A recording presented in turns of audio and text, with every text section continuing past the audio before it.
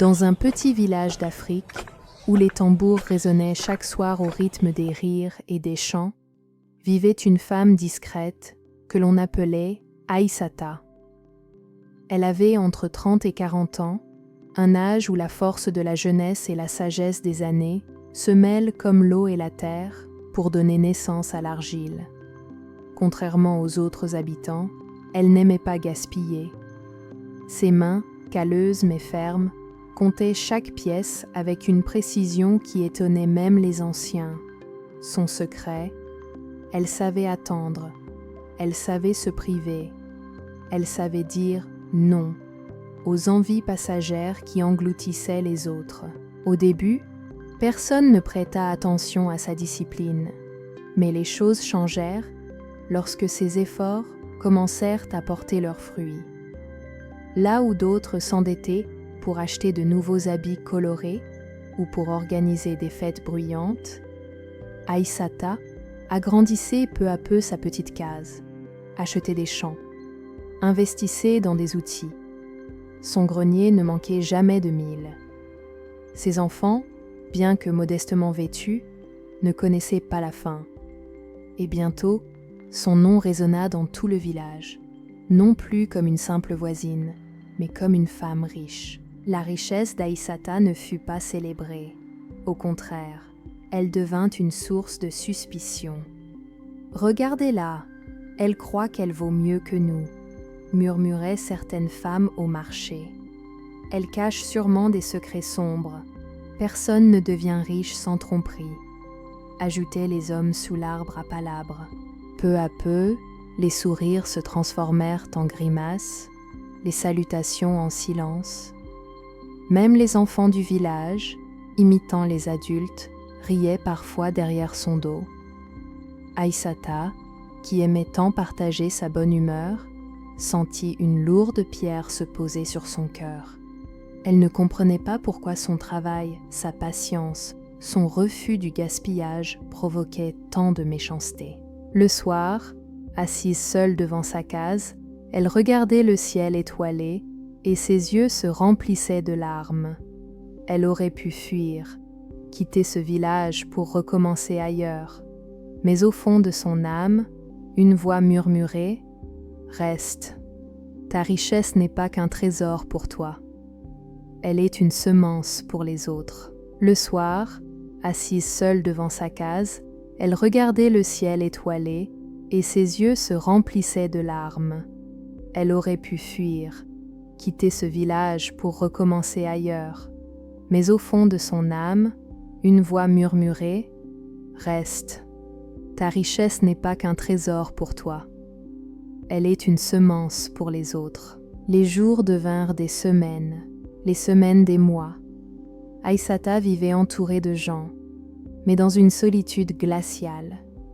Ses nuits étaient longues et ses repas souvent silencieux. Elle connaissait la douleur de l'exclusion, cette morsure invisible qui fait trembler l'esprit. Parfois, elle enviait même ceux qui gaspillaient, car au moins ils riaient ensemble, même si ce n'était que pour un temps.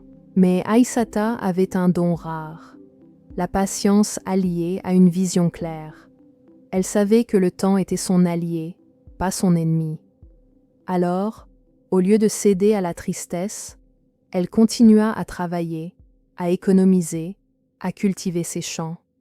Son cœur, bien qu'endurci par la douleur, n'avait pas perdu sa bonté. Un jour de grande sécheresse, le village tout entier fut frappé par le malheur. Les greniers des habitants se vidèrent. Les champs, brûlés par le soleil implacable, ne donnèrent presque rien. La faim frappa les familles les unes après les autres. Les fêtes disparurent, les habits colorés se fanèrent, et les rires se turent. C'est alors que les regards se tournèrent, une fois de plus, vers la case d'Aïssata. Elle seule avait encore du mil, de l'eau en réserve et des outils bien entretenus. Les habitants, autrefois si durs, vinrent timidement frapper à sa porte. « Aïssata, aide-nous, nos enfants ont faim. Ma sœur, prête-moi quelques sacs, je te rendrai plus tard.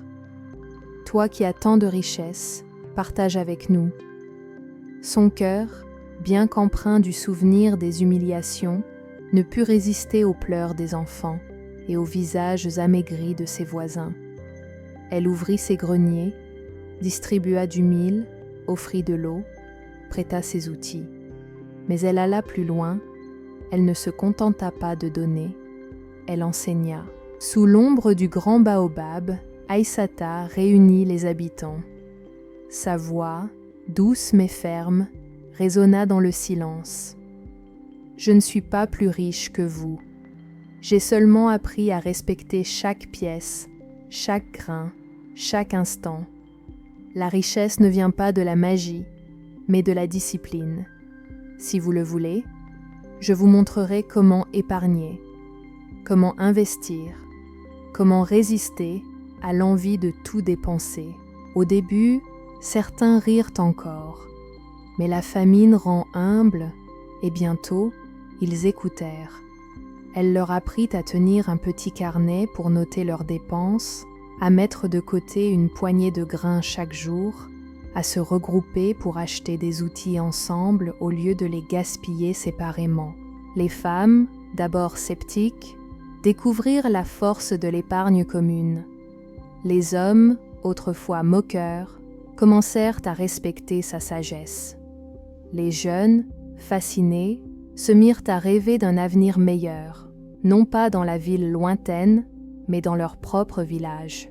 Les saisons passèrent, et peu à peu, le village changea. Là où il n'y avait que jalousie et médisance, on vit naître l'entraide. Les champs devinrent plus fertiles grâce aux outils partagés. Les greniers ne se vidèrent plus aussi vite. Les disputes s'apaisèrent, remplacées par des discussions animées sur les projets communs. Un jour, au marché, une femme dit « Souvenez-vous comme nous parlions mal d'Aïssata. Aujourd'hui, sans elle, nous serions perdus. » Et tous acquiescèrent, un peu honteux, mais reconnaissants. Les chants revinrent au village. Mais cette fois, ils n'étaient pas nés de la vanité ou de la dépense inutile. Ils venaient du cœur, d'une joie profonde, la joie d'avoir appris à se tenir debout, ensemble. Les enfants couraient à nouveau, le ventre plein et les yeux brillants d'avenir. Les femmes se félicitaient mutuellement de leurs économies. Les hommes parlaient avec fierté de leurs champs qui prospéraient. Aïssata, qui avait connu la solitude et la tristesse, sentit une chaleur nouvelle envahir son cœur. Les mêmes personnes qui l'avaient rejetée l'accueillaient désormais avec respect et gratitude. Elle n'était plus seulement la femme riche, elle était devenue une guide, une mère pour tout un village. Le plus beau des trésors qu'Aïssata avait offert n'était pas son mil ni son argent, mais une mentalité nouvelle. Les habitants comprirent que la vraie richesse n'était pas individuelle, mais collective. Quand chacun épargne, travaille et aide son voisin, tout le village évolue. Et ainsi, ce village, jadis marqué par la jalousie, devint un lieu d'entraide et de prospérité. Les voyageurs qui passaient étaient émerveillés par cette harmonie rare.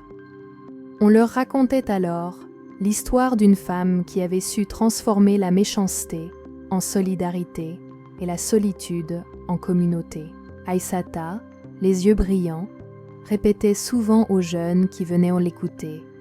Le secret n'est pas dans l'or ni dans l'argent. Le secret est dans la patience, dans la discipline et dans le cœur qui s'est donné sans attendre. Et ainsi, son nom devint une légende vivante, non pas gravée sur une pierre, mais dans la mémoire et la mentalité de tout un peuple. Car parfois, la plus grande richesse n'est pas ce que l'on possède, mais ce que l'on inspire aux autres.